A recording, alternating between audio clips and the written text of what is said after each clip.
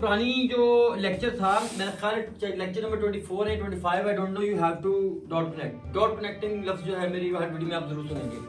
तो इस वीडियो के अंदर मैं आपको बताऊंगा कि इस बैकग्राउंड के बाद इसके ऊपर मैंने दुरूद इब्राहिमी लिखना था, और इसके ऊपर अब दुरूद पाक लिखने के लिए अब इसमें एक लफ्ज जो है मैं बड़ा सा लिखना चाहता हूँ। ये 4 फुट में 4 फुट की पेंटिंग है।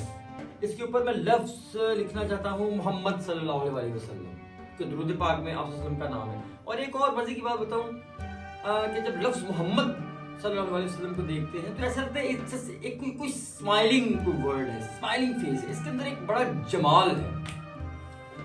तो आपको मैंने थोड़ी थीम भी बताई थी इसमें, जो ब्लू कलर और ग्रीन कलर की थीम ये थी। वैसे आप कोई भी कलर लगा सकते हैं, बट लेकिन ये कुछ पेंटिंग्स होती हैं जो आप पूरा थीम लेके चलते हैं, कंपोजिशन को भी साथ में लेके।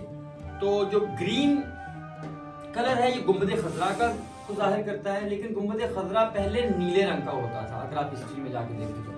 नाउ अब इसकी कंपोजिशन क्या होगी, इसके अंदर मैंने कहां पे कुछ सर्कुलेशन, कहां पे मैंने स्क्वेरिश, या कैसे मैंने एक वर्ड बड़ा लिखना है कंपोज तरीके से। उसके लिए सबसे पहले तो ये एक्रेलिक की जो इंक होती है, ये इधर पास आके देखिएगा, ये जो एक्रेलिक होता है, जो एक सिल्वर एक्रेलिक होता है और वाइट थोड़ा सा मिक्स करके, तो इसका इस तरह का एक लिक्विड बना लिया जाता है। बहुत पतला भी नहीं, बहुत गाढ़ा भी नहीं। तो आपको ये देखिएगा जरा, ये इस तरह होगा, ये आप देखेंगे ये इतना बेसिकली होगा इस तरह। अब इसके साथ ये है कि इसके साथ अब ब्रश जो है,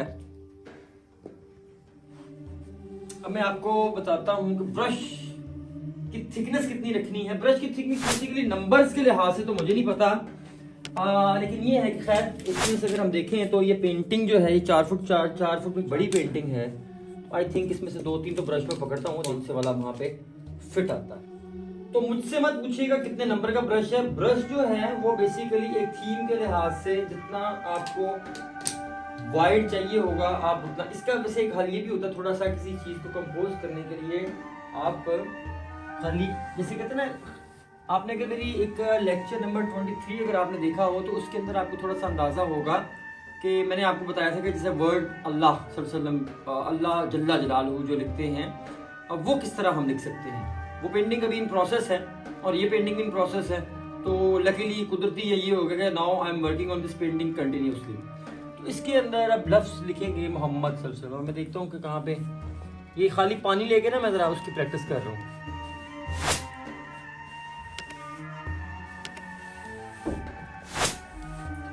तो इसको पानी के साथ जैसे एक आप नॉर्मल प्रैक्टिस करते हैं, पानी के साथ इतना ज़्यादा मैंने कीजिएगा पता लगे नीचे से सारा कलर ही उखड़ के, कोई ये जो एक्रेलिक बेस जो पानी होता है, जो कलर होते हैं ये वाटर बेस्ड होते हैं। तो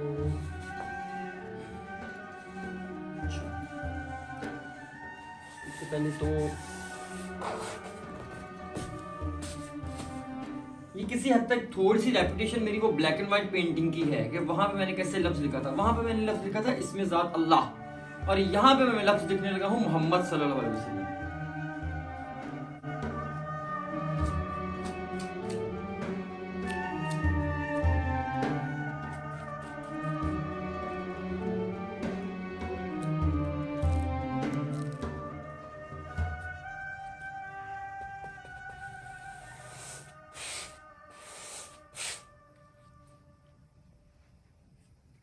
ब्रश को आपको मैंने जैसे पहले कहा था, ब्रश को लिखने से पहले आपने ब्रश के साथ जैसे you have to play with brush, आपने उसके साथ खेलना है, उसके साथ आपने प्ले करना है। तो इसको जैसे कहते हैं ना, एक आप that is not only an instrument for you. ये ब्रश जो है ये आपके हाथ का एक हिस्सा बन जाए, जैसे वो आयरन मैन की फिल्म देखी ना किसी ने, तो उस तरह। तो आप जब लिखते हैं इसके ऊपर तो ये मलाई की तरह काम करें, इतना फ्लो हो के पता चले कि क्या बात है, क्या ये जैसे एक रक्स होता है, जैसे एक वजद होता है, इस तरह हो। तो अब यहां से थोड़ा सा अंदाजा लगाते हैं ये हो तो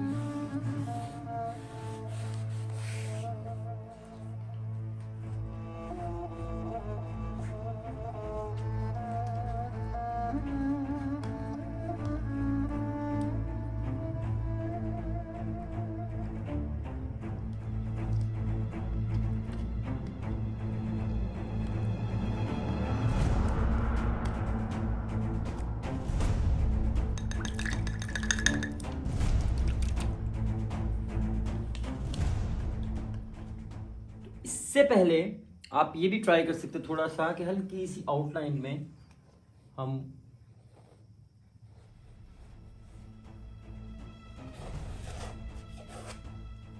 अब जैसे जैसे इस तरह खाली करते हैं ना ऑटोमेटिकली आपका हाथ सेट होता जाएगा। नाउ अब आप देखते हैं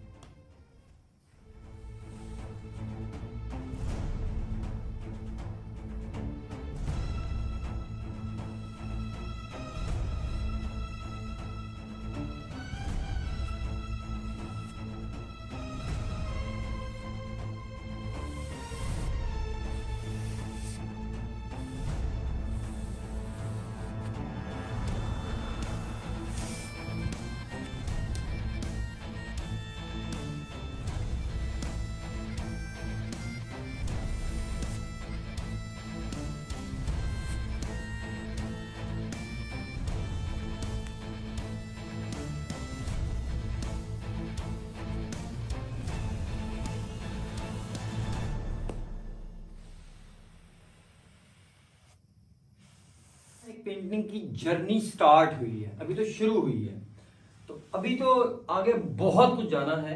अच्छा, इसमें अब मोहम्मद अब सल्लल्लाहु अलैहि वसल्लम के ऊपर जो स्वाद के साथ दिखते हैं उसके लिए एक ब्रश की थिकनेस देखनी होती है। बार बार कह रहा हूँ मुझसे ब्रश का नंबर मत पूछिए, और प्लीज़ मुझे व्हाट्सएप के ऊपर आप कांटेक्ट करके मुझे मैसेजेस मत कीजिए, जो आपको मिल रहा है बस देखते जाएं। इतने लंबे लंबे वॉइस नोट्स 100 वॉइस नोट्स भेजते हैं, ना मेरे पास इतना टाइम है, ना मेरे पास इतनी एनर्जी है।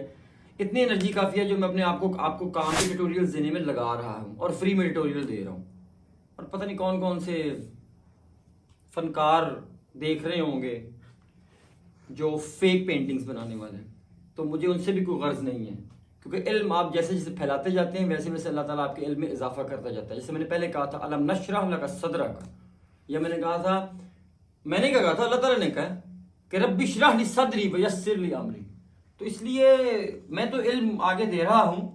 हाँ, बाकी हज़ूर सल्लल्लाहु अलैहि वसल्लम ने दुआ फरमाई थी अल्लाह ताला से कि या अल्लाह मुझे इल्म नाफ़े अता फरमा।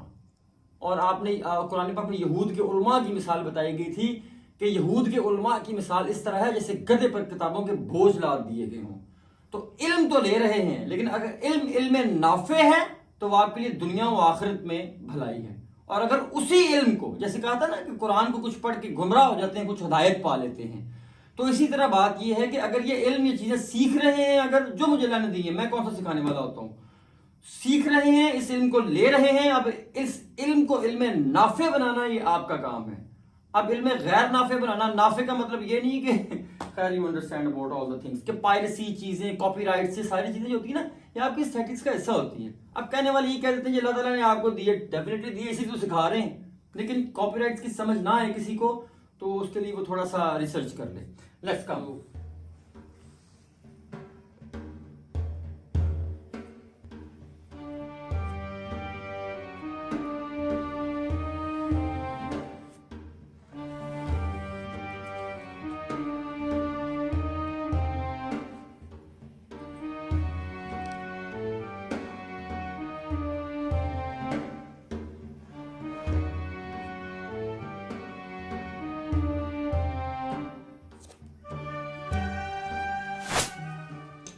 इसकी हम एक डिज़ाइन के लिहाज से देखते हैं कि कहाँ पे सर्कल इसको खूबसूरत लगेगा, कहाँ पे इसको किस तरह लीफिंग कैसी होनी है। लेट्स सी, उसका थोड़ा सा अंदाज़ा लगाते हैं। उसके लिए I have to use the compass.